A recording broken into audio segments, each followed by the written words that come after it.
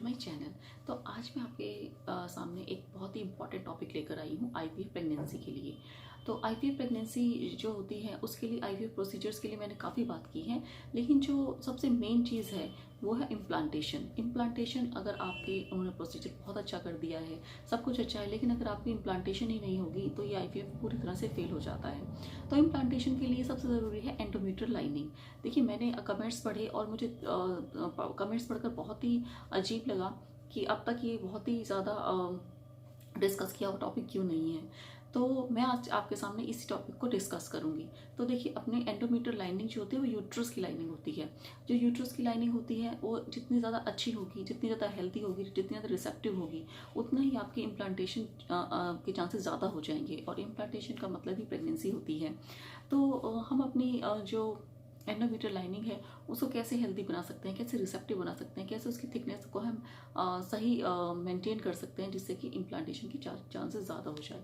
देखिए, जब मैं अपनी ट्रीटमेंट ले रही थी तो मैंने इस चीज़ पे काफ़ी रिसर्च करा था। तो मैंने अपने डॉक्टर्स से भी बात की थी, मैंने अलग अलग डॉक्टर्स से भी बात की थी, फ्रेंड फैमिली से भी कभी मैंने काफ़ी इन चीज़ों से रिसर्च करी थी।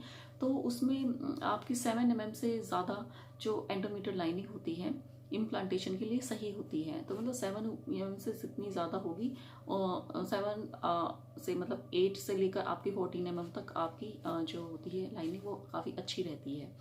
तो हाँ, ये सब तो हो गया थिकनेस के बारे में। तो जब आपके पीरियड स्टार्ट होते हैं तो उस टाइम पे आपकी जो लाइनिंग होती है वो बहुत कम होती है, क्योंकि वो पीरियड्स के साथ आपकी लाइनिंग टूट जाती है। जब पीरियड्स के बाद आपकी धीरे धीरे बिल्डअप होती है, और जब आपका इम्प्लांटेशन का टाइम आता है उस टाइम ये थिकनेस सबसे ज़्यादा मैटर करती है।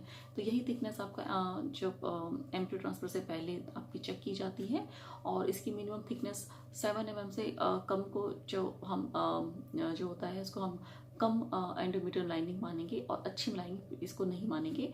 और एनीथिंग अबव 7 इज़ गुड। तो अगर आपकी 8 mm है या 7 mm भी है तो उसको भी हम डॉक्टर जो है कंसीडर कर लेते हैं। तो अब बात करते हैं कि इस लाइनिंग को हम बढ़ाते कैसे हैं, क्या ऐसी चीज़ें जिनसे हम इसे बढ़ा सकते हैं। तो सबसे पहली चीज़ इसमें आती है एक्सरसाइज। देखिए, वहाँ पर वो लाइनिंग जो है वो कैसे बढ़ेगी। वो लाइनिंग जो है वो वहाँ पर ब्लड सप्लाई जितनी ज़्यादा अच्छी होगी उतनी ही ज़्यादा वो लाइनिंग अच्छी बनेगी। तो सबसे ज़्यादा और सबसे ज़्यादा इंपॉर्टेंट और सबसे ज़्यादा जिसमें बेनिफिशियल जो होगा वो है एक्सरसाइज। तो आप एक्सरसाइज कर सकते हैं। अगर आपको बहुत ज़्यादा विगरस एक्सरसाइज नहीं करनी है तो आप केवल सुबह शाम अपने छत पर या फिर पार्क में कहीं भी आप घूम सकते हैं। इससे से ही काफ़ी आपको फर्क पड़ जाएगा, मतलब आपको एक्टिव रहना है। तो अगर आप वैसे आपको दूसरी प्राणायाम है और ये सब जो चीज़ें हैं, योगा है, ये अगर आप करते तो बहुत ही अच्छा रहेगा। मैंने अपने फर्स्ट प्रेगनेंसी के टाइम पे काफ़ी अच्छा प्राणायाम और योगा करना स्टार्ट कर दिया था। उससे मेरी फर्टिलिटी काफ़ी इंप्रूव भी हो गई थी, इसीलिए मेरे शायद IUI भी सक्सेसफुल हो गए थे।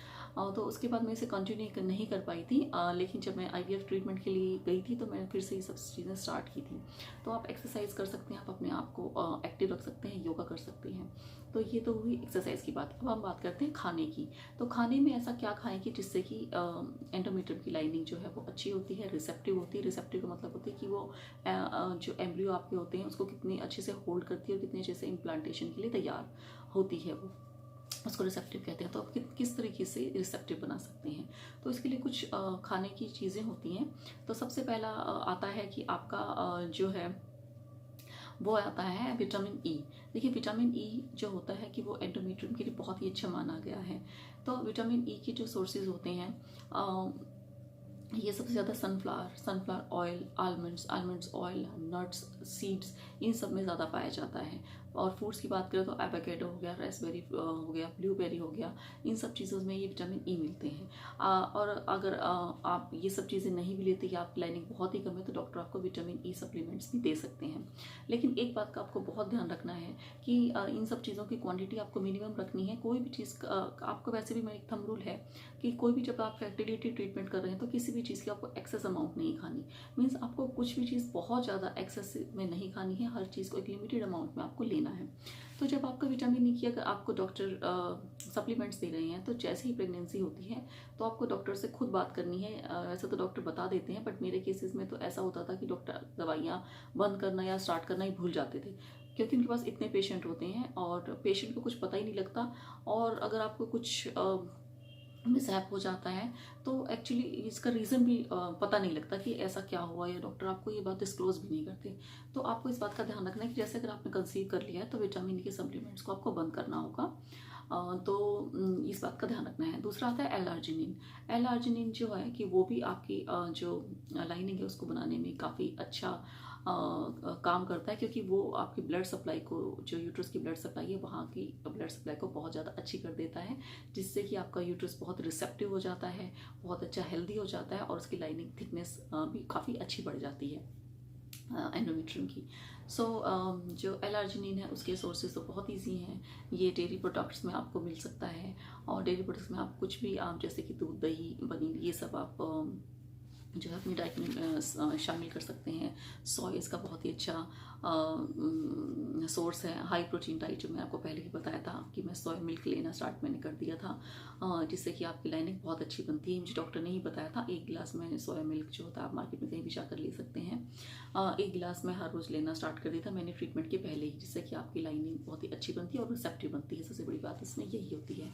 तो इसमें आता है आपका डेयरी प्रोडक्ट्स हो गए, फिश हो गया, मीट हो गया, और आपके सोया मिल्क हो गया, और सोयाबीन हो गया, और फिश हो गई, मीट हो गई। ये सब भी, अगर आप नॉन वेजिटेरियन हैं तो ये सब भी आप ले सकते हैं।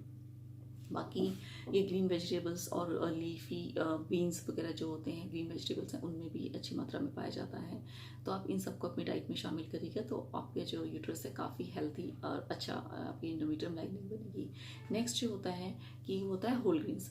होल ग्रेन्स हमारी जो बॉडी को, वैसे भी फर्टिलिटी ट्रीटमेंट में हमें होल ग्रेन्स जो है कि अपनी डाइट में बहुत शामिल करने चाहिए।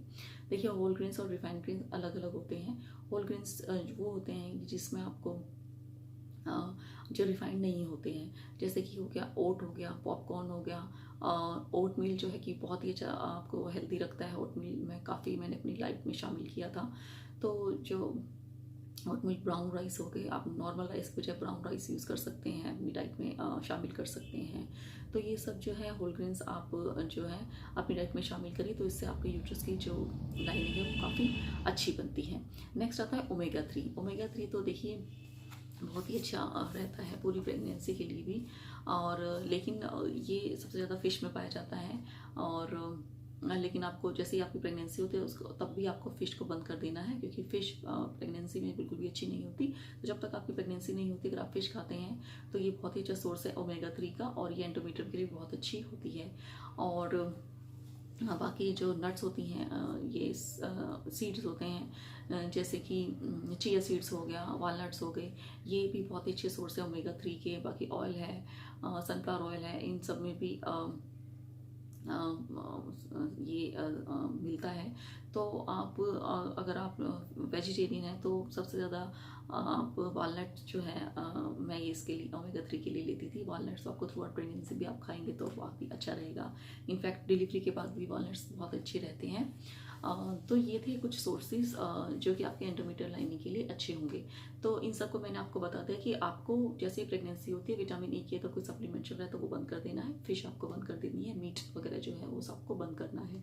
खास करके जो फर्स्ट जो आपके प्रेगनेंसी होने के, कंसीव करने के बाद 15 डेज तक तो आपको बिल्कुल चीज़ें नहीं खानी है। सो ये सब और नेक्स्ट आता है कि अगर आपकी एंडोमेट्रियल लाइनिंग बहुत ही ज़्यादा कम है, कुछ लेडीज़ में काफ़ी कम होती है, जो मेरे साथ पेशेंट थे जब मेरा ट्रीटमेंट चल रहा था, तो मैंने देखा था उनकी लाइनिंग सीरियसली बहुत कम बनती है। तो ऐसे केस में अगर आपकी ये सब चीज़ सप्लीमेंट से भी आपकी नहीं हो रही है, आपको डॉक्टर मेडिसिन भी देते हैं हार्मोन की, जिससे कि आपकी लाइनिंग अच्छी बने, लेकिन उन सब चीज़ें भी खाने के बाद भी, अपने सप्लीमेंट्स लेने के बाद भी, हार्मोन्स लेने के बाद भी कई बार जो है एंडोमेट्रियल लाइनिंग अच्छी नहीं बनती है। तो उसमें PRP जो है एक नया प्रोसीजर है और बहुत ही अच्छा प्रोसीजर है। छोटा सा शॉर्ट प्रोसीजर है, ये आपके एम्ब्रियो ट्रांसफ़र के 2-3 दिन पहले आपकी डॉक्टर कर देते हैं। तो ये जो है बहुत ही अच्छा प्रोसीजर है। इसमें आपकी जो लाइनिंग है वो काफ़ी अच्छी बन जाती है, और इसके अच्छे रिजल्ट्स भी हैं। और मैंने खुद अपने साथ जो मेरे पेशेंट्स थे, 2-3 लेडीज़ थी, उनकी PRP हुई थी और उनके रिजल्ट पॉजिटिव आए थे।